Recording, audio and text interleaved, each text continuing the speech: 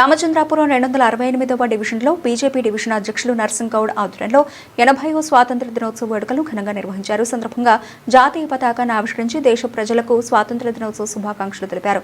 ఈ సందర్భంగా రామచంద్రాపురం 268వ డివిజన్ అధ్యక్షులు నర్సింగ్ గౌడ్ మాట్లాడుతూ దేశ స్వాతంత్ర్యం కోసం ఎందరో మహనీయులు చేసిన త్యాగాలను ప్రతి ఒక్కరూ స్మరించుకోవాలని అన్నారు. స్వాతంత్ర సమరయోధుల ఆశయాలను ముందుకు తీసుకెళ్లేందుకు ప్రతి ఒక్కరూ దేశాభివృద్ధిలో భాగస్వాములు కావాలని పిలుపునిచ్చారు. దేశ సమైక్యత సమగ్రతను కాపాడుతూ ప్రజలంతా బాధ్యతాయుతంగా వ్యవహరించాలని సూచించారు.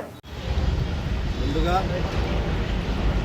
మన దేశ ప్రజలకు, రాష్ట్ర ప్రజలకు, అలాగే మన డివిజన్ రామచంద్రాపురం 268 డివిజన్ ప్రజలందరికీ కూడా 80వ స్వతంత్ర దినోత్సవ శుభాకాంక్షలు.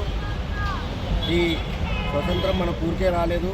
ఎందరో మహానుభావుల త్యాగం వల్ల, వాళ్ళ కృషి వల్ల ఈరోజు మనం అందరం కూడా ఇంత స్వేచ్ఛగా ఊపిరి పీల్చుకుంటున్నామంటే ఇదంతా మహనీయుల పుణ్యం వల్ల, మనం అందరం వాళ్ళ త్యాగాల వల్ల కూడా మనం అందరము ఇంత ప్రశాంతంగా ఉంటున్నాము. అట్లాగే ఈ మన దేశ ప్రధాని ఇంతకుముందు జెండా ఎగరేయాలంటే ఒక అధికారియో లేకపోతే ఒక ప్రభుత్వ ఉద్యోగియో అయ్యుంటే కానీ వాళ్ళ కార్యాలయాల దగ్గర ఎగరేయడానికి అవకాశం ఉండేది. కానీ మన దేశ ప్రధాని నరేంద్ర మోడీ గారు వచ్చిన తర్వాత హర్ ఘర్ తిరంగా, ప్రతి ఇంటి పైన ప్రతి సామాన్యుడు కూడా, ప్రతి పౌరుడు కూడా జెండా ఎగరేయాలి, అందరూ కూడా ఎగరేసే హక్కు అందరికి ఉంది అని చెప్పి అందరిలో కూడా స్ఫూర్తిని తీసుకొచ్చి ప్రతి ఒక్కరు సామాన్యుడితోటి కూడా ఈరోజు మన దేశ ప్రధాని నరేంద్ర మోడీ గారు అందరిలో స్ఫూర్తి నింపి ప్రతి ఒక్క సామాన్యుడు కూడా జెండా ఎగరేసే అవకాశం